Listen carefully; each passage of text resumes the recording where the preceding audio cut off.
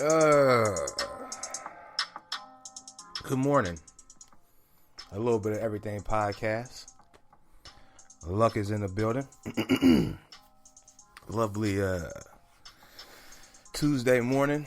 I got up early this morning because I thought I was gonna be able to go in for some damn overtime. Niggas hated on my overtime. Didn't call the nigga back. You feel me? So now here I am talking shit to y'all. You feel me? But it's all good though. Hey, I need a favor real quick. If you're hearing my voice right now, okay, you're hearing me right now, I need you to share the podcast with somebody. Text it to them. I mean, you can text them. Yeah, if you're listening to it, you can just text it straight to them. Text it to them. You feel me?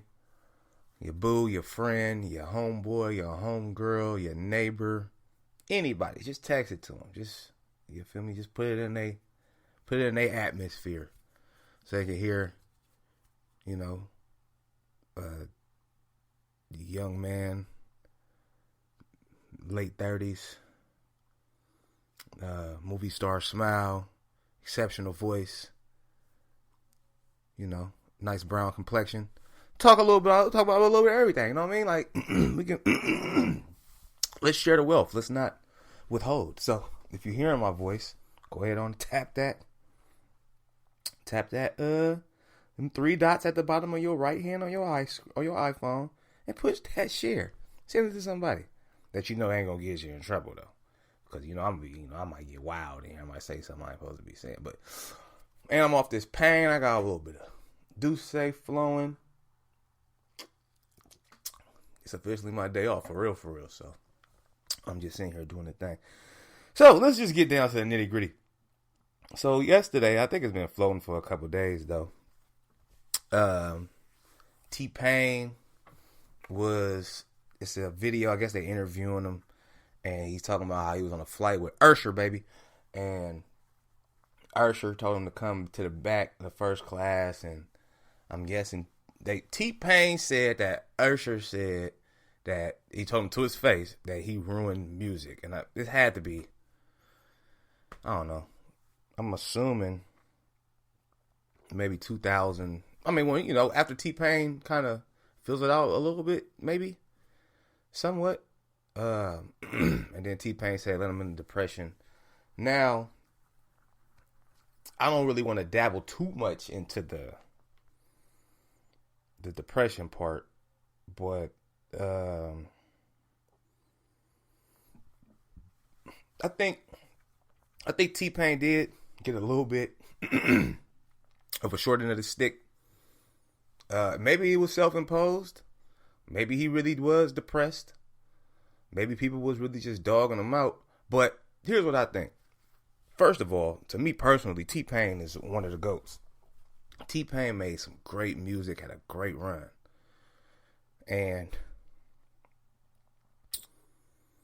I think the problem was, because he was, I don't know, of course he wasn't the first to use auto-tune, but in our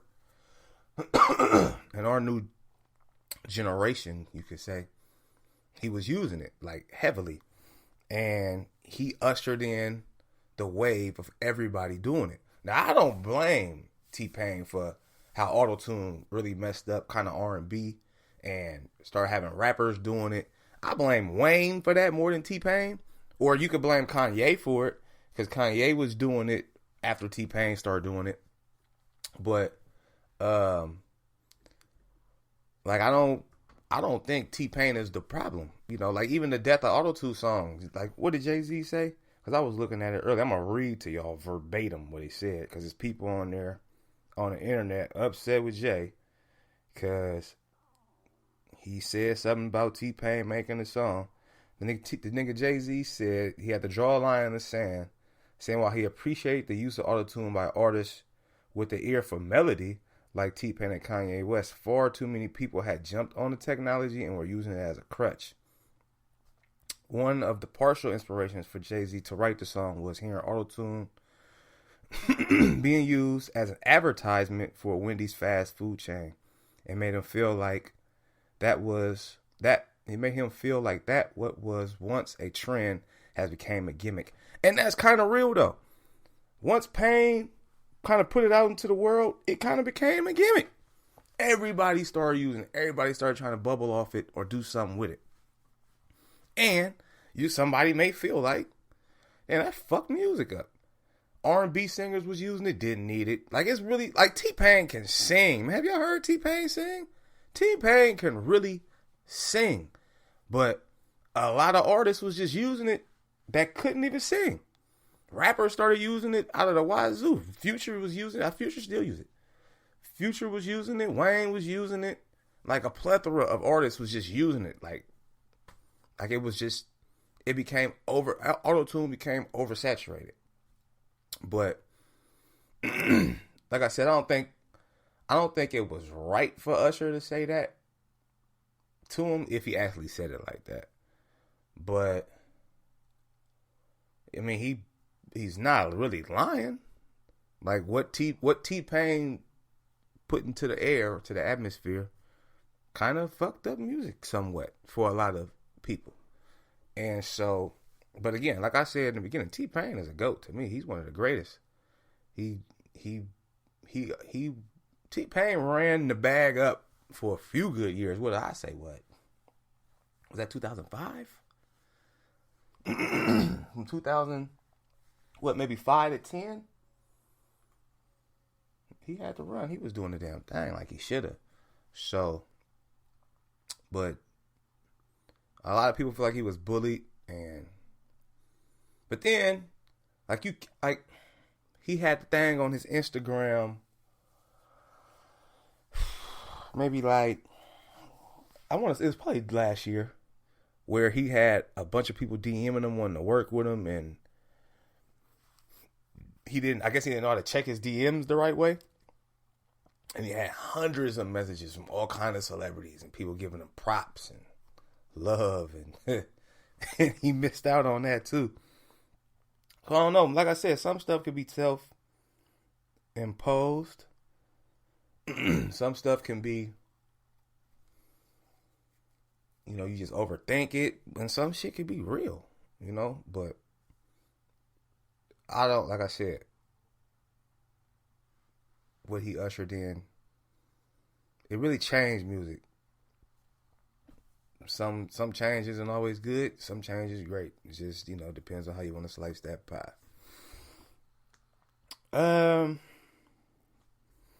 NBA playoffs is on, right?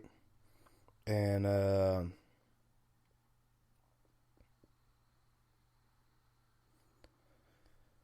I specifically want to talk about Kevin Durant. I know it sucks that everybody is hurt.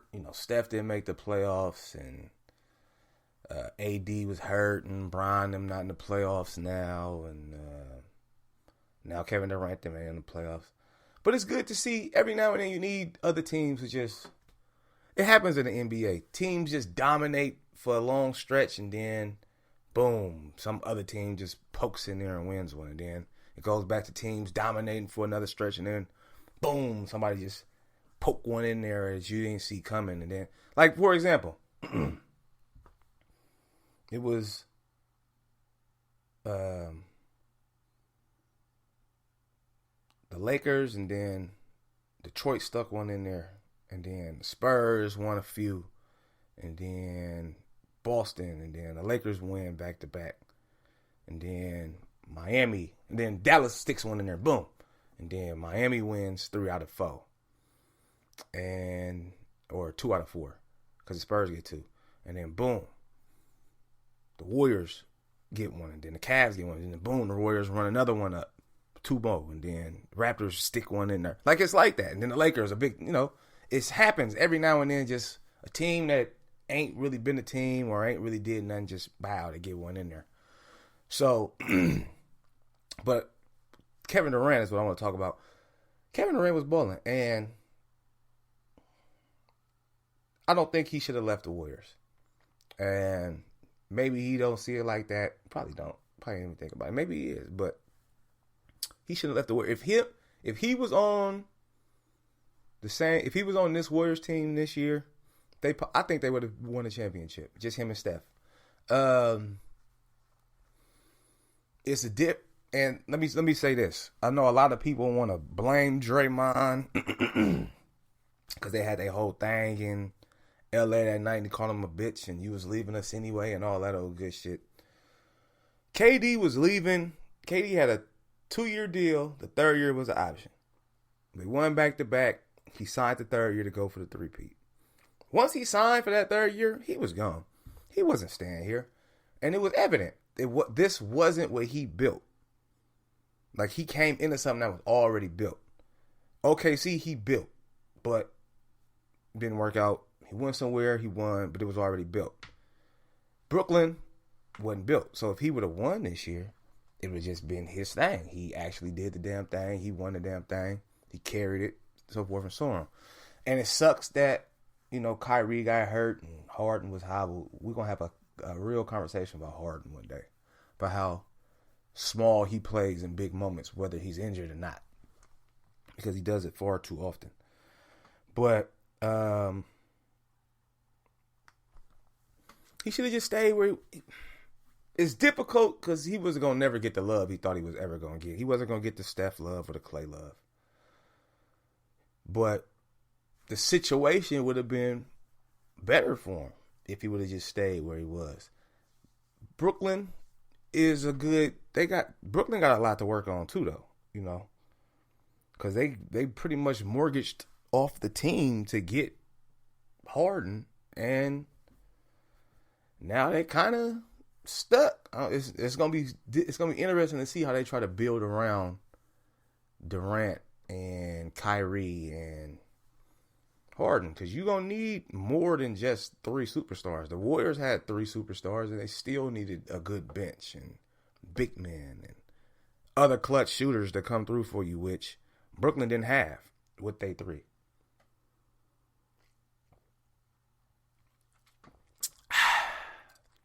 Good drink. But, that's just me. I just feel like he should have just stayed where he was at, man. And now we're going to get a check. I really think the Clippers is going to figure out a way to win it. But we probably going to see Giannis get his first ring. Sign a Supermax.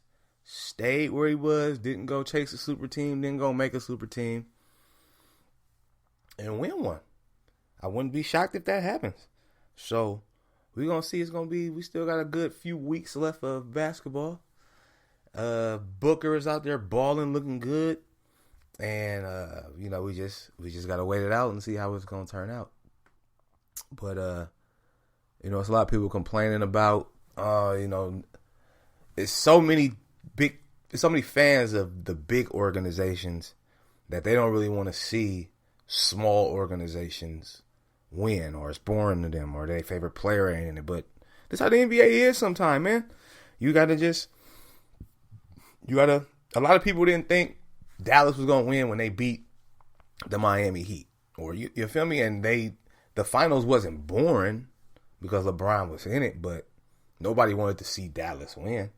So I don't think the finals this year are going to be boring either. A team that hasn't won one since the 70s, since it really became the NBA, has a chance to win one. So I think that's pretty dope. So we're going to see how this all work out.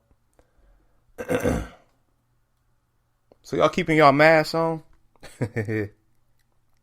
Are we keeping our masks on? Because we definitely ain't out of it. And now they got this new strain coming around, the Delta or something like that. But I've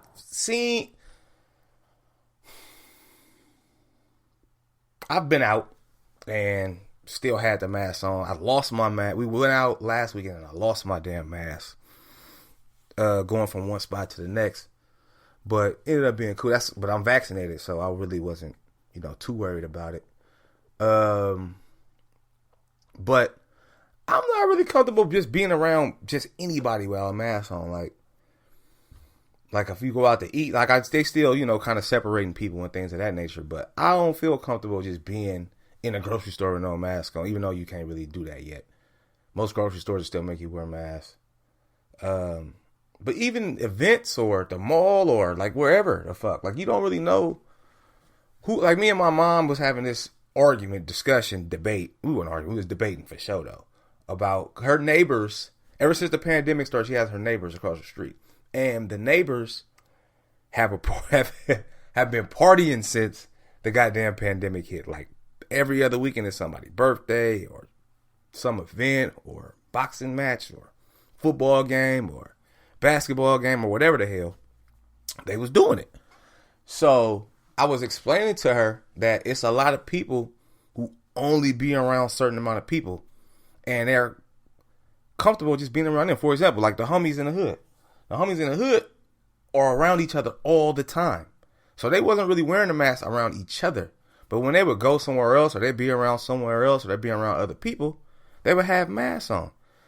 And that was the group. That's what they did. Like they would just, if they was going out to get something to eat or wherever, the grocery store, they was having masks on. They was going to somebody's house, masks on. That they didn't really be around, mask on.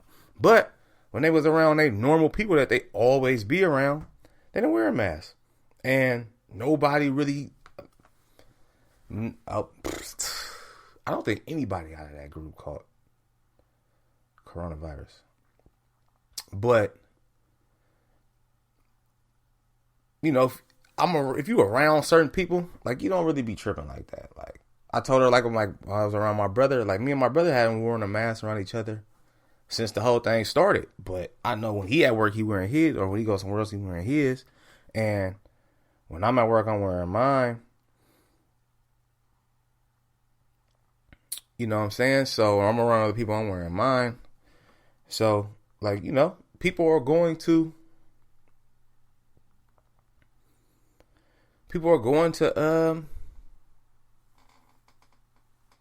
not wear their mask around people they feel comfortable around. But it's other people that you don't know what they doing, who they've been around. You know what I'm saying? I don't know where this person been while they ain't been around me. And it's a lot of people who ain't wearing masks no matter where they go. You feel me? No matter who they're around, no matter what's going on. It's people who come to the hospital that walk in with no mask. They can put a mask on. As soon as they get past the front, they pull the mask down. Like you be seeing it. Like people just don't want to wear their mask. But I'm definitely not comfortable enough to just be like, all right, man, let's just go out to eat and I'm not breaking the mask. You know what I'm saying? Or if I walk to the grocery store with no mask, or if I go to this concert with no mask. Like if I go to any concert, let's say I go to a concert, I can go to the concert next week because they could really coming back. Like, damn, the PJs came out in 1999. That's crazy. I can go to a concert next week. I'm wearing a mask. I don't know everybody that's around me, what they've been doing. I know whoever I came with is good, but everybody else, I don't know what they've been doing. I don't know where you been. You feel me? I don't know who you've been around. I don't know what's going on with you. Hold on, let me hit this Douce real quick.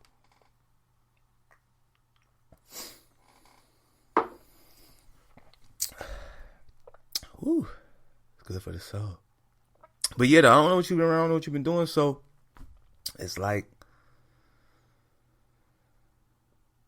comfortability. You know what I'm saying? Being comfortable around shit and people and things. And you know what I'm saying? Just,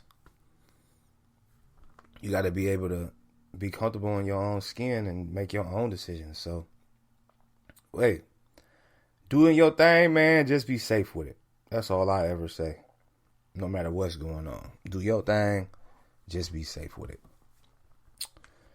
Now I want to talk about boxing. And it wasn't last weekend, it was the weekend before. It was actually a real boxing match on this past weekend. Weekend before last, was it weekend before last? That damn Floyd and Paul Logan, or Logan Paul, or whatever the fuck his name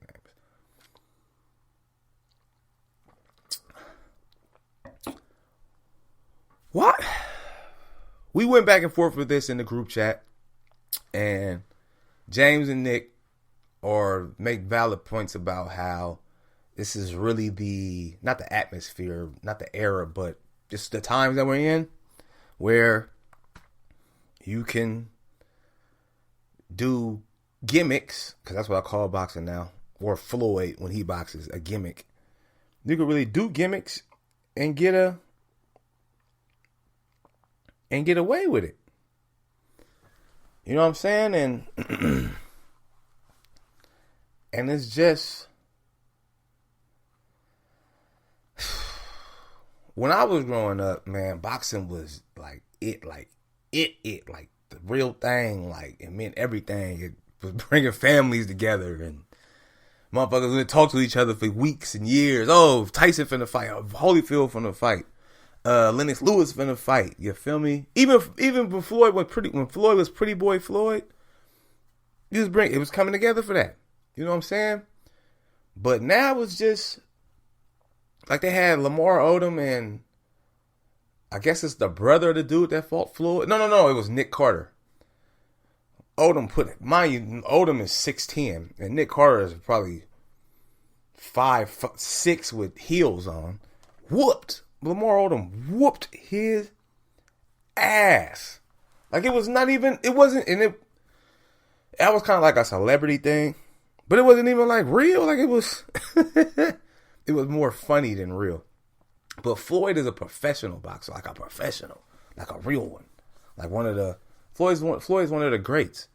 And you fighting YouTubers and MMA fighters, and I mean, you've already handpicked every fighter you want to fight for the last, you feel me, 5-6 years. So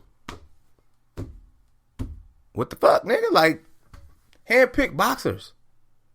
Get in there and fight somebody that's gonna scrap with you. It's people in your weight class that you can make a payday off of in an actual boxing match and outbox them. Like, you've been outboxing everybody. Floyd outboxes everybody because he's smarter than every boxer. So why do you have to fight somebody that ain't never fought before? Floyd being able to outbox anybody is what make him great. But you gonna get in there with a YouTuber or a plumber or an electrician? Like, come on, man. You too great to be doing that. That makes no sense to me. Why would you put yourself in that predicament? You know what I'm saying? But it's sad to see. I'm just keeping it real. Like, nigga, and people still cashing out for it. People throwing fight parties for it. Like, people want to see Floyd fight, nigga, the Taqueria man. Like, who really wants to see that? Like, goddamn. I don't know, man. I can't get G with it. I really can't. And, you know, I mean, it's all about the bottom line for Floyd. And then Floyd,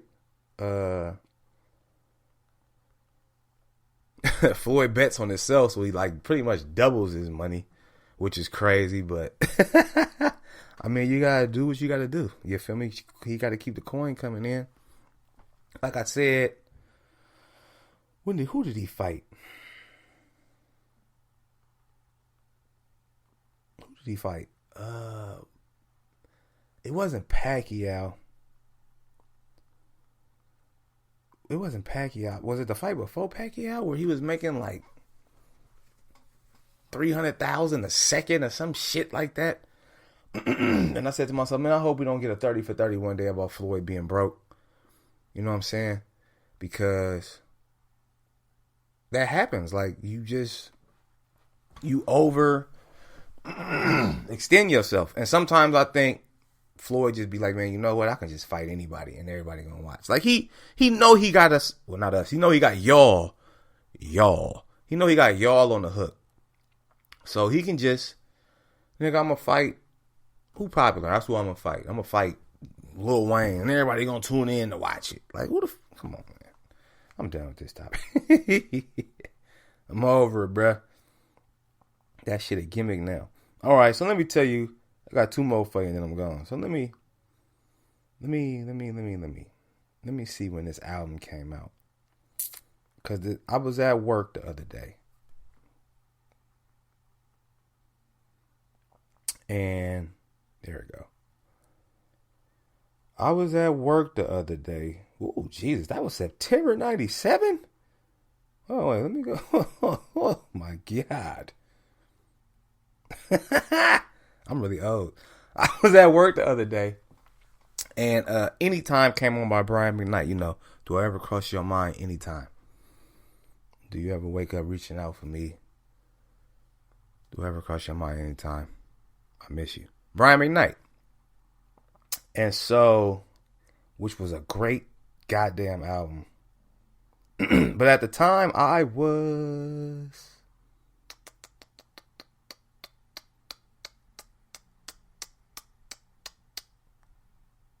14 years old. I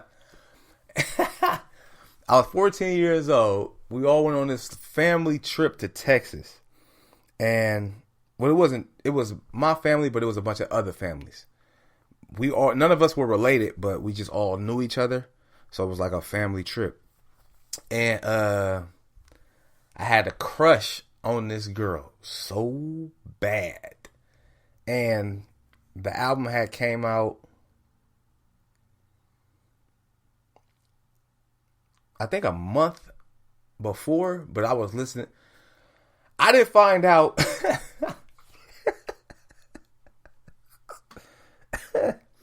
So, this is when Walkmans and shit was around, right? Not Walkmans, but CD players. And we didn't have Beats by Dre's and shit like that back then, where the shit would just fit on your ear and nobody else could hear what you was listening to. We had them flimsy little chimmy joints with the foam on it, and you just stick it on your ears, and what I'm talking about? That was the movement, So I was the one song that I would play all the time, thinking about the damn girl, was You're the Only One for Me.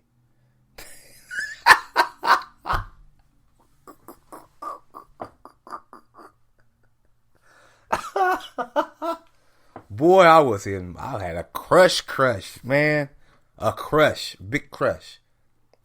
And so I just listen to the song all the time, think about her, and look at her and sing the shit. And according to one of my mom's friends, they heard the song and the CD so much, they don't even like it no more because of me. Like, I guess I just played the shit the fuck out. It was a good album though, fuck y'all. But I was definitely into her. So, I had a crush on her because I was 14. I believe she was 17 or 18. Probably 18.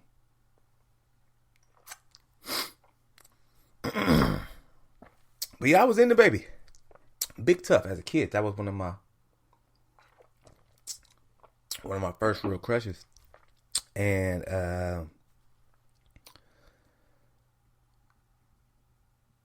which is crazy because when I have certain songs for certain women in my life at some certain point in time that I just always think about them when that song is on. But that album, I don't think about her at all. Maybe because I was just so young. But I remember how I felt back then when listening to that. And she was the reason I was singing it and so into it. But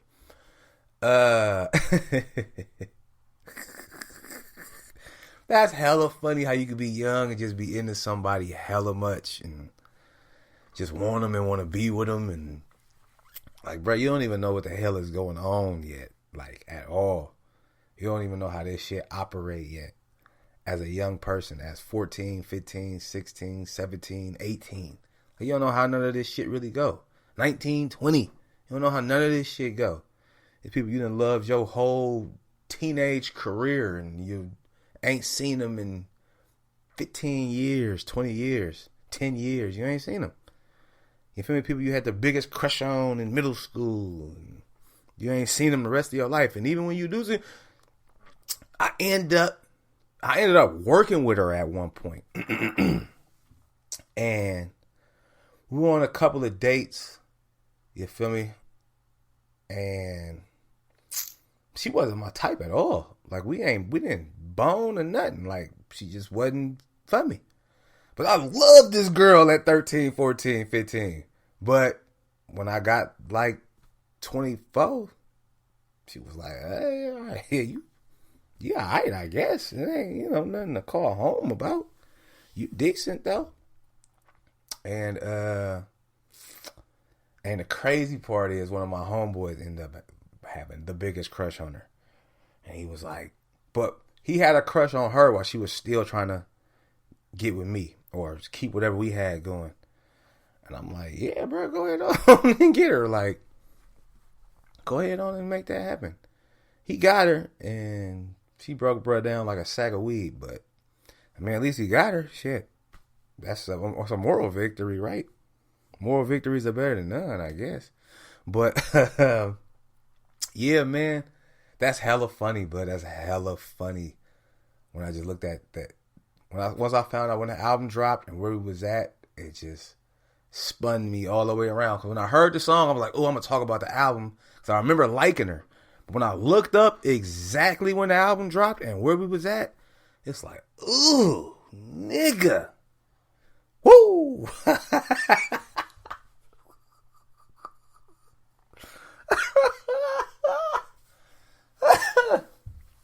Oh, man, to be young, man. To be young. Being young was the shit. Being young was the shit.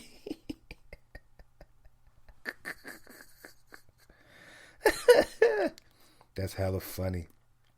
Hella funny. All right, my last one, I'm out of here. So,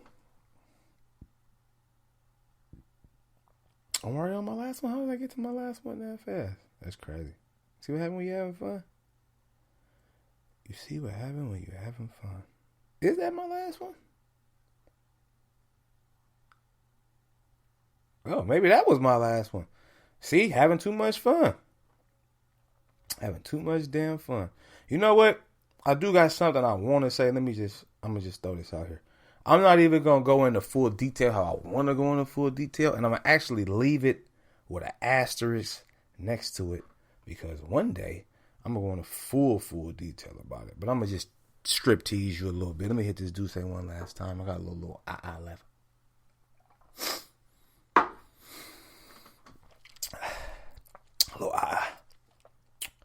The older I get, the more I realize that gray areas are more personal or preference over reality. Okay? Meaning, a gray area is where somebody feels one way about one thing, yet somebody else feels another way completely about it. But then somewhere in the middle is where people really tend to wiggle, and that's where they make their bones, and that's where they make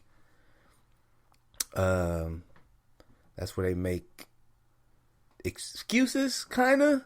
Mostly because it's a preference. For example, just an example. I'm a person who feels like you should never jump from relationship to relationship. If you were with somebody for 3, 4, 5 years and you break up with them in April, you should not be in a brand new relationship by June. You ain't even really got over the last relationship. Now, to me, that's black and white. You should understand that. I should not go from this to that. It's black and white. But the gray area is, well, what if I really like him? And what if she really like me? We fucking, it's popping, it's cool, ain't nobody tripping, we don't argue, we don't. You know that whole honeymoon phase. That's a gray area. It's a personal preference. You find a way to make it understandable for you to do it. I guess that's the best way to put it. And the older I get, I understand that that's what gray areas really are. I used to think gray areas were just things that people couldn't agree on. You feel me? Oh, you shouldn't cheat. Oh, you should cheat. No, yes, no, yes. You feel me? Gray area. We just don't agree. So in the middle is whatever answer we come up with. But it's personal. It's your preference. It's whatever you feel is supposed to be or might be and should be. That's how you dictate what you want to do. That's how you dictate how you want to, you know what I'm saying, bust that thing down or make that thing happen or do whatever you're going to do or whatever you're going to do. But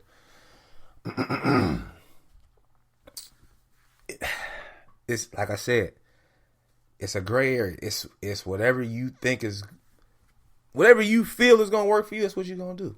Always. And like I said, I'll get into it eventually more because I got a lot more to say on it.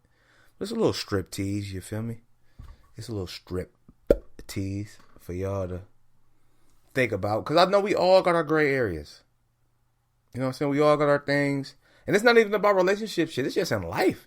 It's shit that you allow. It's shit that you will allow your friends to do. Or somebody or a family member to do. That you would frown upon somebody else doing or somebody else family member doing. You feel me? That's your gray area. It's cool for you to do it. Like a common topic that I always see, which is a little touchy, but you know, I'm not in this gray area, but people try to find a way to make it a gray area and put it like that. People try to find a way to make this a gray area. Damn shit. You fucking. I'm one of them. People in this world try to find a way to make it a gray area to get a girl drunk and then have sex with her. That's a gray area for them. They don't think it's bad if she drinking. It's cool if she drinking. She don't say no. It's all good. But the woman may not feel that the next day or feel some type of way that went down the way it went down the next day. For some people, that's a gray area. They're okay. It don't really bother them that much. You feel me?